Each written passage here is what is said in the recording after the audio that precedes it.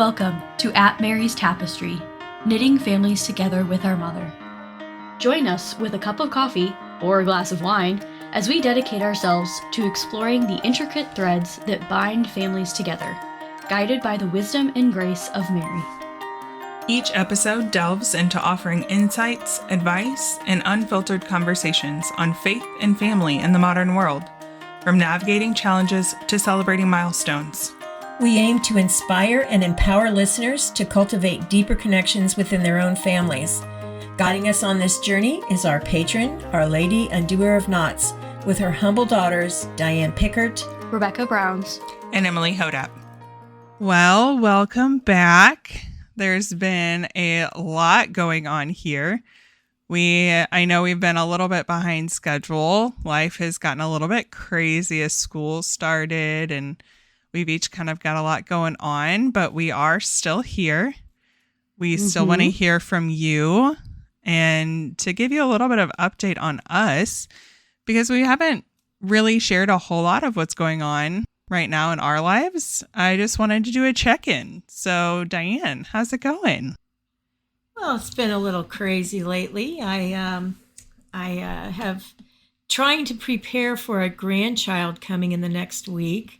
I've been really super busy at work and with life, and brought shingles on myself. So I've been recovering from that, but it didn't miss a beat. So I just kept on going, plowing through it, and I'm feeling pretty good right now. But yes, we have a baby coming in our household within the next week. So we're very excited about that.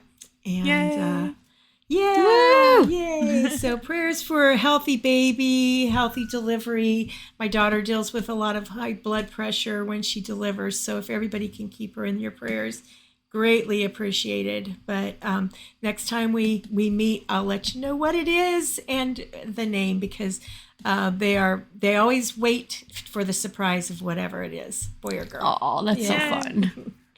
Love it. That's so exciting. And who knows, maybe by the time the listeners are hearing this, there will be a baby here. You'll be able to hold a baby. Yeah! All right. Thanks, Diane. How are you doing, Rebecca? How's it going?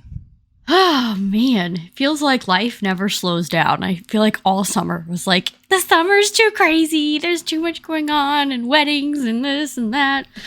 And it still didn't slow down. And I like to lie to myself. I don't know if anyone out there is like me and lie to yourself that, oh, now the summer's over, it's going to slow down. No. But anyways, to the nitty gritty. About 3-4 weeks ago, or no, 5 weeks ago. 4 weeks ago. So a month ago, my sister got married, which is super exciting. I have 7 siblings, so we're a household of 8 in my family, and up until this point it was just my brother and I that were married. My brother has a daughter as well, and I have a daughter, so we both have kids. So it's exciting to have another sibling that started their own little family. So that was really fun. Lorelai loves to dance, so she was hitting up the dance floor at the wedding. So it was adorable. I just working away and being a stay-at-home mom. And then if you could pray for us, in July, I found out that I was pregnant, and then found out that we miscarried at 5 weeks. So we've been kind of processing that over the last couple months, and we're finally, I think, at a place where we're coping and, learning all the new things about having our little heavenly one. So her name is, we think she was a girl, so we named her Felicity Avila. Felicity, we really loved that name, but we kind of wanted to do L's when we had figured out Lorelai was a girl, so we went with Lorelai instead of Felicity. And then St. Teresa of Avila has been such a great inspiration to me and prayer partner, especially through being at Benedictine. I studied her a lot there, and she just resonated with me quite a bit. So and also around the time that we miscarried and we're kind of processing through the grief, Teresa of Avila's remains were unearthed, and she is still incorrupt. She's been incorrupt for, I forget how many years. But anyway, she's still incorrupt, which is so crazy. And maybe we'll have to do an episode on saints at some point in the future. No, that'd be fun. But anyways, that's our little update. So how are a you healthy- doing? That's a healthy thing to do, is to name your baby when you miscarry. And it's just Yeah. really, because now you have your little saint in heaven.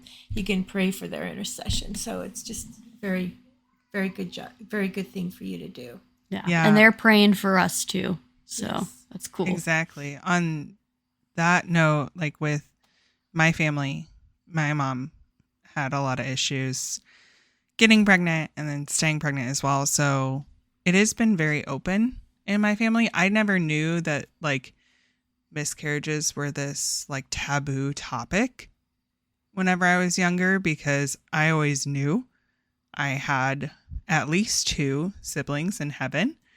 And it wasn't until I was an adult that my parents decided to name the babies. And I think that really, really helped, even after, 20 some, 30 some years, that like grieving process.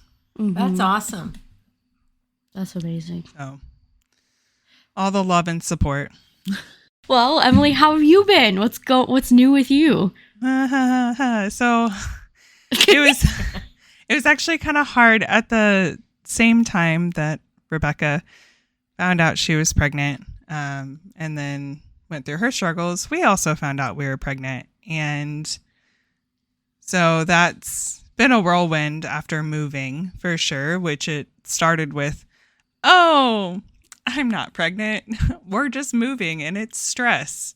And apparently I was the last one to find out I was pregnant. If you ask my parents, if you ask my sister, my husband, even my in-laws, they all like started noticing things around the move and after the move, like, are you okay? And I was like, yeah, I don't feel good. I'm just not feeling good right now. And then of course taking the test. So super excited. This is the first baby on this side of the state that my family will like truly get to witness, like my pregnancy, and being around my sister and my mom has been a true blessing, because with our third, I was preterm labor, and she was born at 32 weeks and spent 4 weeks in the NICU. And so we knew after having her that I would be considered high risk, especially because they have no reason for why I went into labor. I didn't have high blood pressure. Nothing seemed wrong. Everything was going normal, except my body decided that it was time. And I dilated on my own, and she came at 32 weeks. And so this time around, it's a little bit harder, being in a small town and a high risk. There's a few more precautions because we are an hour away from the city, from St. Louis, and there's medications and there's more frequent doctor's appointments. And I had messaged Rebecca along with a couple of her close girlfriends after my first major appointment, because I had a lot of anxiety and I was scared, and I know I shouldn't have been, but with everything going on, I needed my support team. And I've got my mom and my sister, but I needed my girls. And I wasn't sure how to approach it at first, because Rebecca, I love you. And I don't know. This is big coming out on recording, but I wasn't sure how to approach it with you going through your grieving process. me being pregnant, and then our other two friends are also pregnant. And I was nervous, but I really just needed my friends. And you guys, I mean, you showed up. Like, it makes me want to cry thinking about it, because everything that you guys said was exactly what I needed. And we love the heck out of you. I know. And I know everything's going to turn out great. Like, even with Tilly, 32 weeker, she was huge for 32 weeks. I say that all the time. Because she was 4'9". Like, that's pretty big. Like, she was tiny, right? Like, she didn't even fit into, like, preemie clothes. But she was big for being 8 weeks early. And she did so well in the NICU. She was only there for 4 weeks. And I know everything's going to turn out, right? Like, baby is safe right now. I'm doing good. Everything's looking good. We just found out this past week that most of the stuff that we were worried about is looking fantastic, but now there's a new piece to worry about. So prayers there. It could result, if everything stays the way it is right now. Now I said what it was called earlier and I can't remember. Just continued prayers. My due date is March 2nd, so that would be wonderful. And then also for our other friends who are pregnant as well. One due in December and one in February. I think she's the beginning of February, because I think she's a month ahead of me. Yeah, that sounds about right. So sorry for the big spiel. I feel like when I talk about it, I feel like I talk a lot. But no, I felt like I talked a lot too, so it's all good. All good. But yeah, otherwise school, like the start of school has been phenomenal. The move across state was a lot, but it was good. And it was like the kids are doing phenomenal. And I am so extremely blessed with the school that I am working for, and like the Catholic community that I have within them. Could not ask for anything better right now. Oh, I'm so glad to hear that. Great. Yeah, it's made everything so much easier. Like, I was very open with my principal, and she was very supportive. Just, whatever you need, we've got you. We'll cover. We'll make it work. So awesome.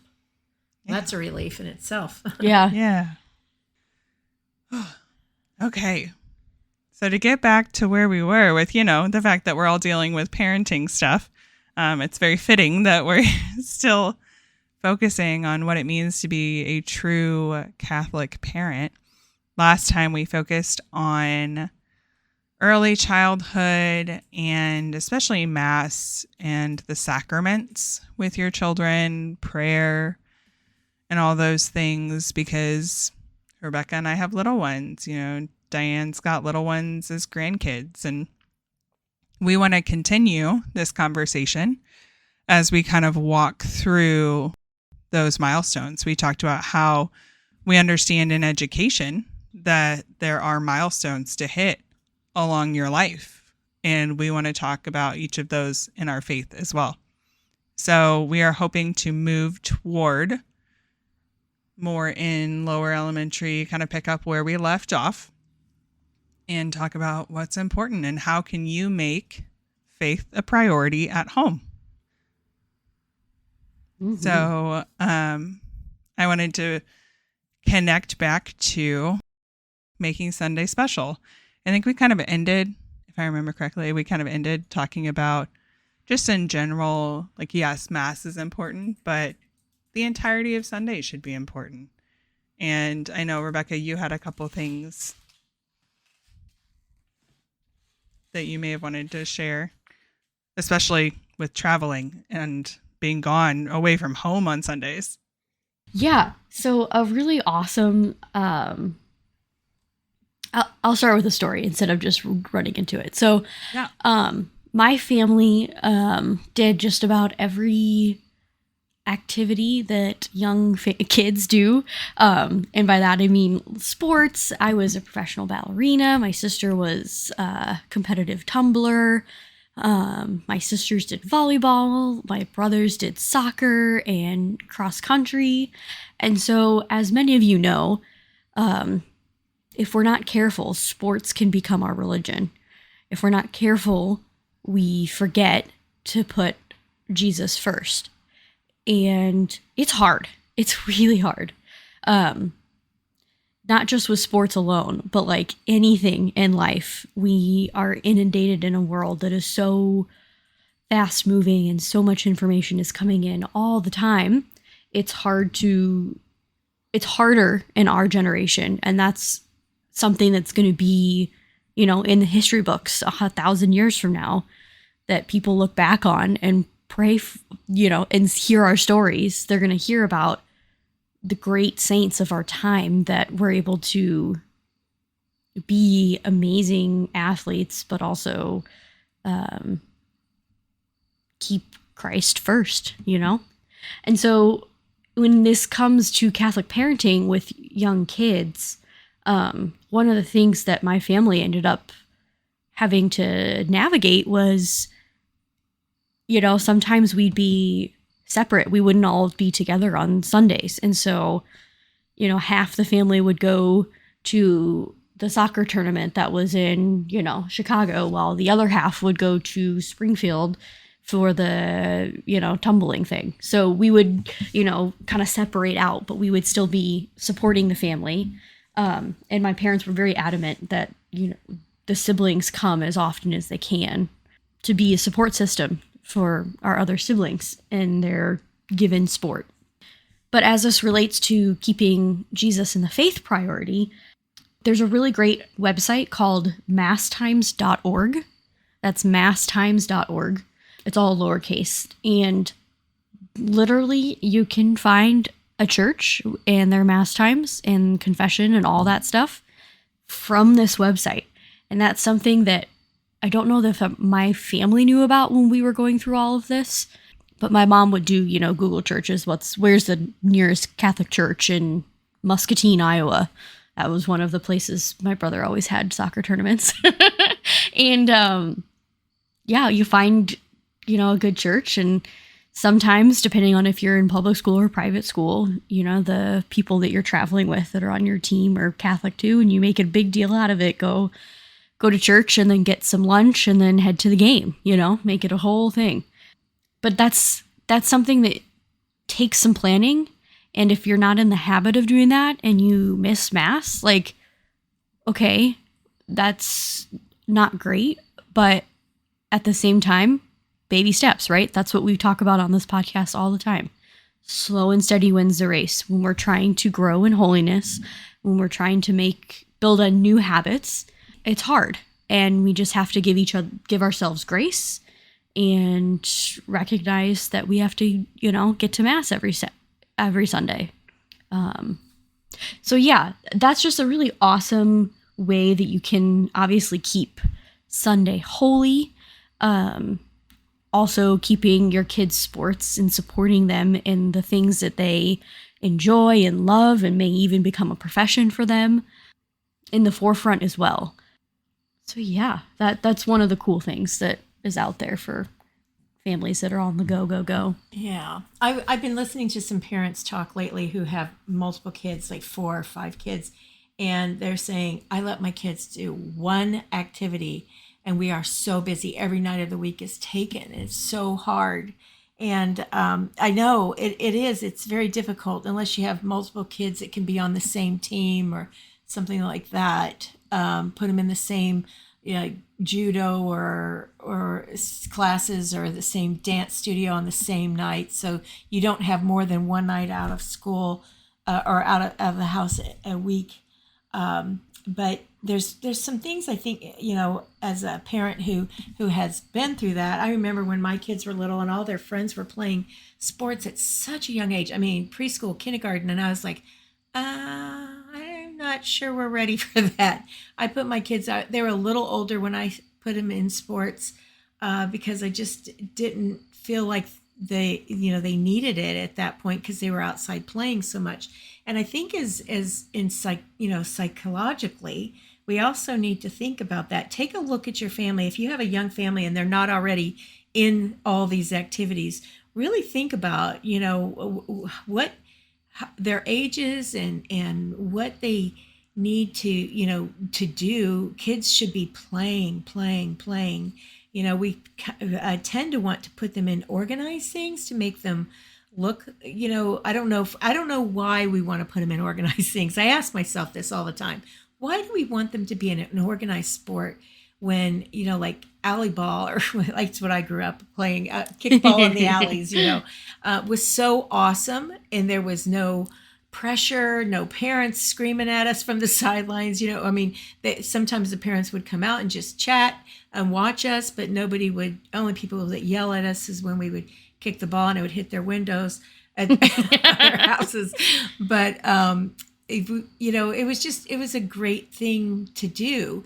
And I know, my daughter's, her husband, their friends, actually husband organizes like just all their friends to come into this park, and they do like 6 weeks of a soccer work. What are they called? Not workshop, but what are they called when they come together? See, like a co-op? Not quite. It's just like a soccer camp kind of thing, like you take your kids to sports camps and stuff. They just do this like for about 6 weeks, and the kids get together and they play soccer. They'll divide. The kids are actually getting old enough now that they can put them on teams and they can play against each other a little bit. Before it was just little preschoolers kicking a ball around and them trying to get them to run a straight line, But because they were little, they didn't really that's all they needed. But they're actually getting better. They're having fun. They're building relationships. That's really what the point is. We have to ask ourselves, what is the point of these sports? What is the point of these activities, and will our family be healthier if we don't put them in organized sports? Because we tend to want to get them. We like that coach reaching out and saying, your kid's a good athlete. I'd really like him to play on our A team or try out for our A team or our B team. And the next thing you know, you're hooked. You get in those travel sports, you're hooked. So be careful. This is just a little warning disclaimer, just to think about it, talk with your spouse about it. What do we want for our kids, as they're young? Because 1% of all athletes go pro. And there's like 1% gets a full ride to a college scholarship. So if you're doing it for scholarships, most likely your kid's going to get a $2,500 scholarship to college for sports. But they can get like a 70% scholarship for academics, so you really got to think about that when you're, if you're doing it for that, that's really all the wrong reasons, because it's most likely not going to happen. And if you're like my friend's daughter who got a full ride to Michigan State, she turned it down because she was burned out, did not want to play sports in college. So she went to a Christian college and spent a whole lot of money to go to, and she just played softball for fun. So be wise when you're choosing those sports and things. But and then you could really make this mess or your Sundays holy. Yeah. I think, and go ahead, Lily. I think it's important, like something that Rebecca said earlier, that it can become your religion. And we do have a kindergartner this year, and he has been playing soccer, but he is at our very small local Catholic school. And our intentions as parents, along with the intentions of the coach, have to align, right? Like, right. We are not wanting him to play soccer to become the best athlete. I know nothing about soccer. My husband doesn't really know a lot about soccer. We know the basics, but the goal was, number one, we just moved here. And I wanted him, to get to know his classmates, because with how small the school is, majority of the kids play. And so it was another way for him to have fun with his classmates, get to know them a little bit more outside of the classroom.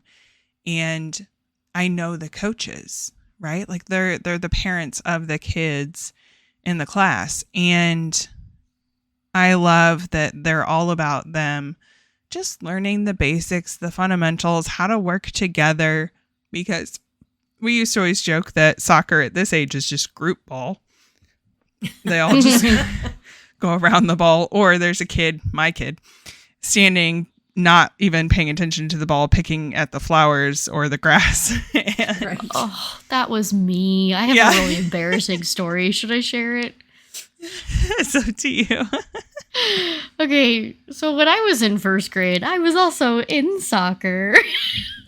And I was like your son. Didn't really care to be there. I knew what I wanted already, to be a ballerina. And the coach my coach was the parent of one of my friends, and he came up to me one day because he put me in goalie because he knows I'm not gonna run. I have always hated running. I still hate running. But I have lots of great friends and family that love running. So not knocking it. I'm just saying, for me, not my thing. So anyways, the coach comes up and he's like, okay, it looks like their offense is coming. So are you ready to jump for the ball? And I said, Coach, these legs are for dancing. And I pointed to my legs, all sassy. I've known what I've wanted since I was 5, y'all. Anyways, the point is, yeah, I was a silly child. That's hilarious. And I got mocked for the next 3 years in school for that. So it was fun. That's hysterical.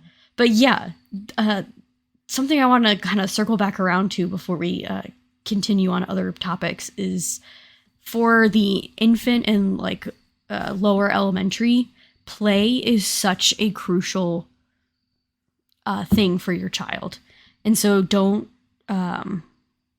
make sure you give them plenty of play.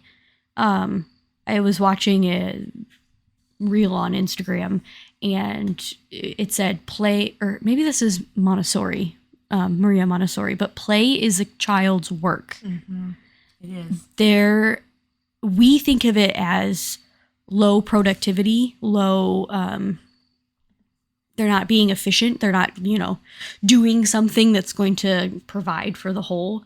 But actually, they're doing exactly what they need to do, because even as 5, 6, 7, 8-year-olds, that's how they're discovering the world, right? Like, when my kids get older, I really hope that part of what we do on a Saturday morning as a family is going out on a hike or something, and we stop a bunch to, oh, look, there's a worm because it rained last night. And oh, look at the butterfly. And Logan used to be in Scouts. So maybe if we have a boy, they'll investigate and look at all the things around. But that's part of how they explore the world and figure out what they want to be when they grow up.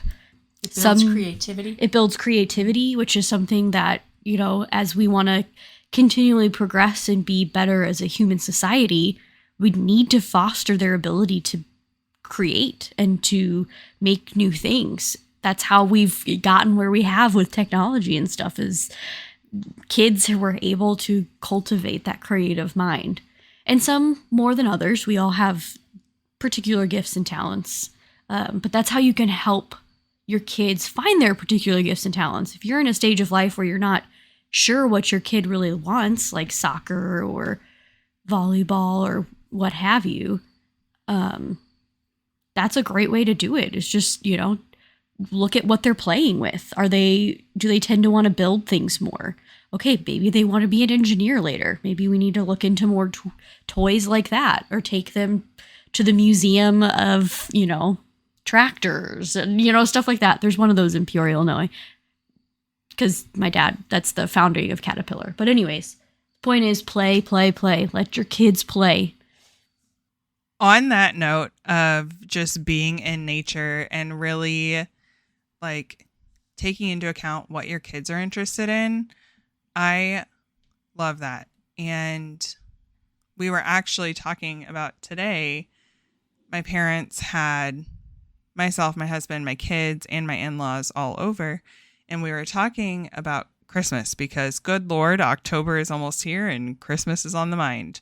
And what to do for them. And really, I think one of the best parts about being a parent for Christmas and like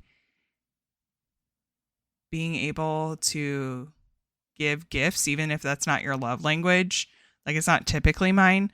But my favorite part about all of it is finding what my kid is interested in and being able to cater to their interests in a positive growth way. Like, we have one kid who is obsessed with science. And if you know my husband and I, we are not science-y people. We are a theology degree and an English degree, and a lot of our friends are science-y, and we love like the idea of it, but we're not the best at that. But we want to foster that love for him that he has in science. So one of the things we were talking about today are like, okay, what can we do Christmas-wise? Like to help him, like science kits and things like that. Like my husband was interested in that stuff when he was young too. So we have like ideas, and he's got a microscope that we're going to be able to get out, and, you know, just building that around the things that he loves while also incorporating our faith, right? Like not everything has to be in your face, faith forward. But when you are looking at those things that your kids enjoy and you are spending quality time with them, if they understand your heart, your faith, and you incorporate that at times, like that's what's important, right? Those baby steps. So fortunately, like with science, there's so much that we can talk about with faith. And you had mentioned like being out in nature. Well, today at church, Father, the little clips that I got, because, you know, dealing with kids as well, he mentioned during the homily about one of his friends saying, well, I encounter God out in the woods. He was like, yeah, I don't deny that, right? Like, I see God in nature. He created it for us, but he didn't ask us to continually go out in nature. It's not what we want. It's what he's asked of us. And he asked us to keep the Sabbath holy. And we do that by going to Mass. So still rounding this to making your faith a priority, right? Like if my kids are super interested in sports, I'll foster that. But once again, do you have the mindset of, well, my kid's got to be the best and this and this and this? Or is it the qualities that are taught through the sport? Is it the discipline? Is it the teamwork that is actually the most important piece? Because it doesn't matter if you're the best. If you don't have faith, where are you going to end up at the end of this life? And that's what you have to think about for your children. Yeah, absolutely. So another thing that I love that a lot of parishes have that I did not have growing up because I thought it was just a Protestant thing was Vacation Bible School or Totus Tuus or things like that to get your kid involved in the summer, right? Like we were just talking about, oh, things will slow down after summer. Summer is crazy, especially if you have kids in sports, getting into high school and stuff. But there are so many ways to still find faith first. Like I loved working with Totus Tuus and Vacation Bible Schools because you get to have fun with your faith. And Diane, I know you have a lot of experience with VBS. Oh yeah. All kinds of. Well, I was going to say, I mean, that this VBS for the Catholic Church has just been, fairly recent, and when my kids were little, we went to a Lutheran church for VBS because the Catholic Church wasn't doing it. And I don't know, we were in Michigan at the time. I don't know when they started doing it here in Kansas City, but my kids were in middle school when our church said, hey, everybody's going to Faith Lutheran Church to this VBS. Why don't we do our own? So we did. And my kids were of an age that they could help with it, but they couldn't, they aged out of being a part of it at that point. So it's fairly recent in the Catholic Church. So even though I've done a lot of it now, it's not been something that we've done a ton of. And then, of course, Totus Tuus was a spark from a seminarian and a priest, I think, that started that in Wichita. But those kinds of things are wonderful things. Any kind of thing that brings community together and shares the faith, shares the gospel, is wonderful. Mm-hmm. And sharing the love of Christ.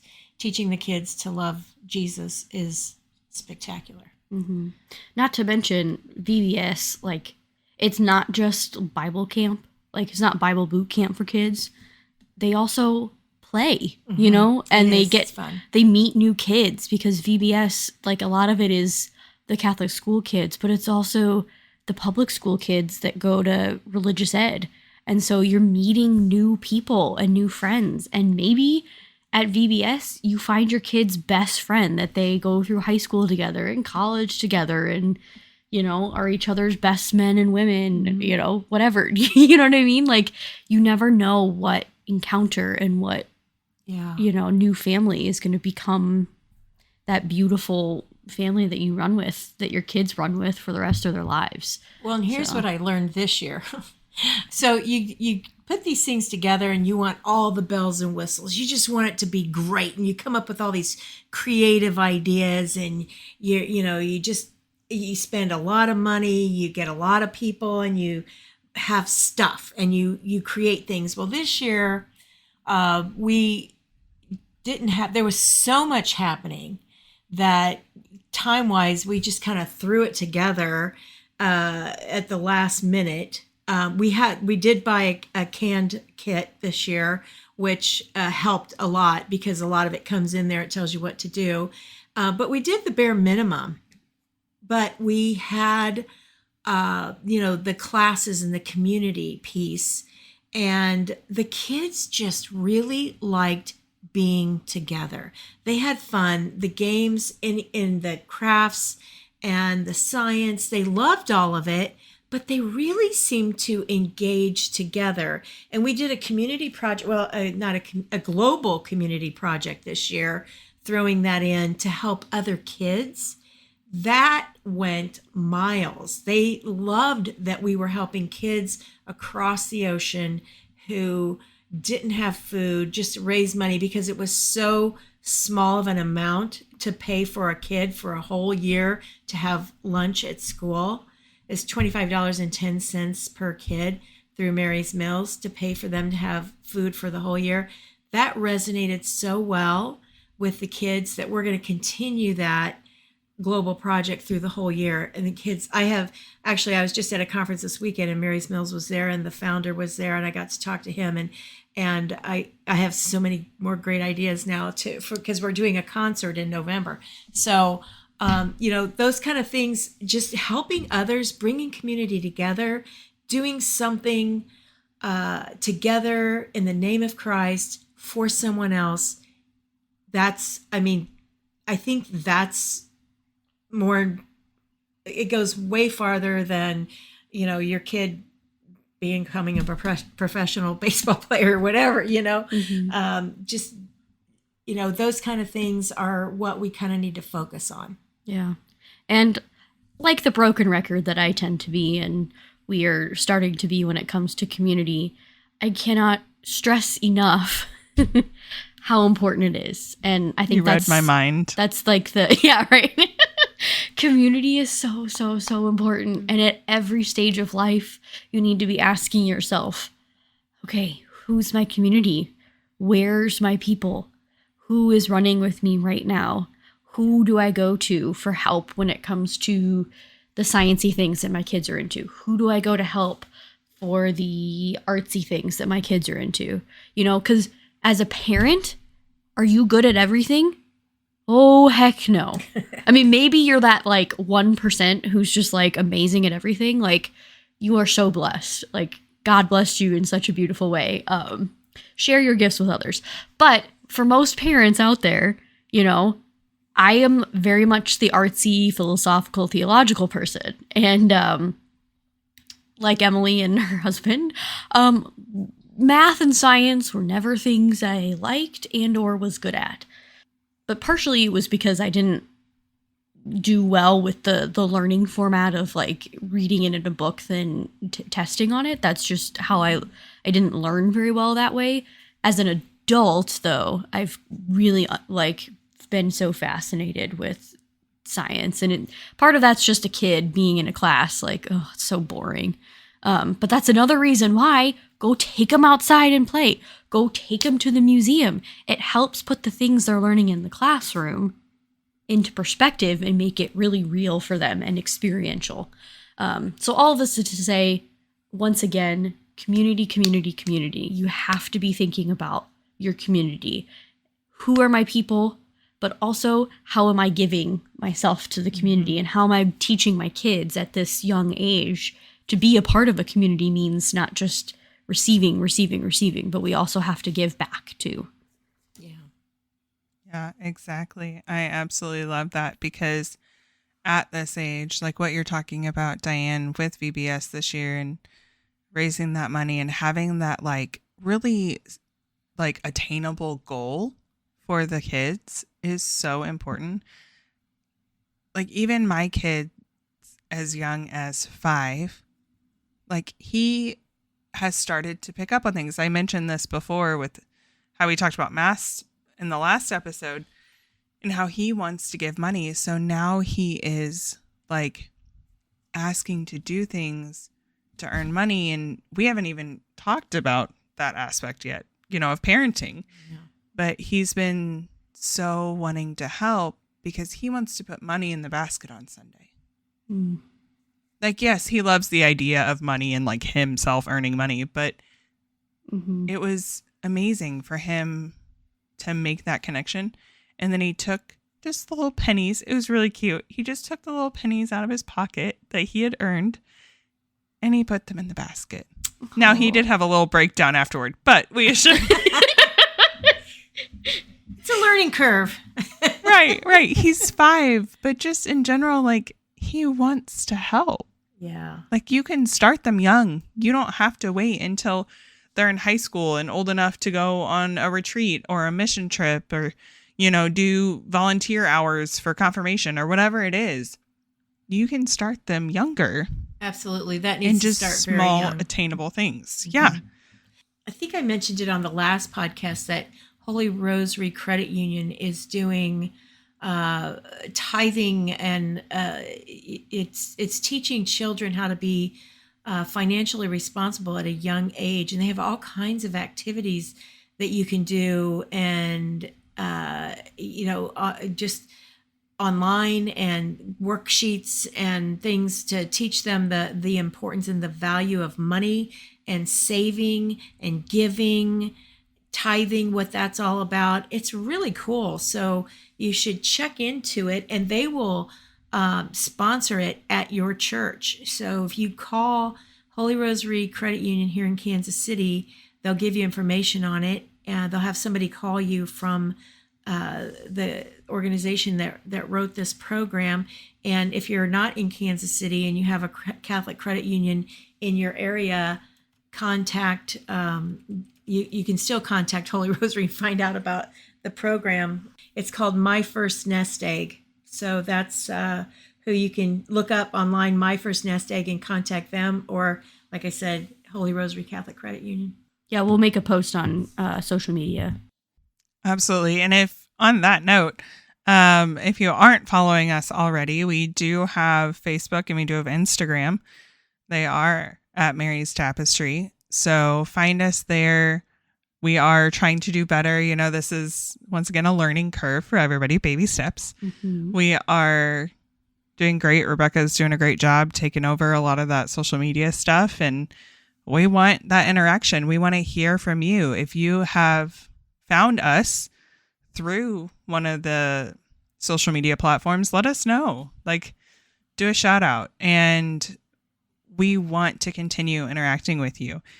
This aspect that we're on right now, Catholic parenting, there's still so much more to go. So we want you to continue on this journey. We're not just going to talk about little kids, right? Yes, Rebecca and I are young moms, but we are also adults in the Catholic faith. And Diane has adult children. She's gone through it. We have so many people that we want to reach with this. And we are only going to continue talking about what it truly means to be a Catholic parent as you grow and learn, and as your children grow and learn with you. We want to end in prayer with guidance from our mother. In the name of the Father, and of the Son, and of the Holy Spirit. Amen. Virgin Mary, Mother of fair love, who never refuses to come to the aid of a child in need. Mother whose hands never cease to serve your beloved children, because they are moved by the divine love and immense mercy that exists in your heart. Cast your compassionate eyes upon me and see the snarl of knots that exist in my life. Mary, Mother to whom God entrusted the undoing of the knots in the lives of his children, I entrust into your hands the ribbon of my life. Amen. In the name of the Father, and of the Son, and of the Holy Spirit. Amen. We hope you continue to join us on our journey with Mary as she walks with us, weaving the threads of our hearts together. You are welcome to follow along with us here on our website and social media. Feel free to contact us with questions and ideas. Our links are in the description below.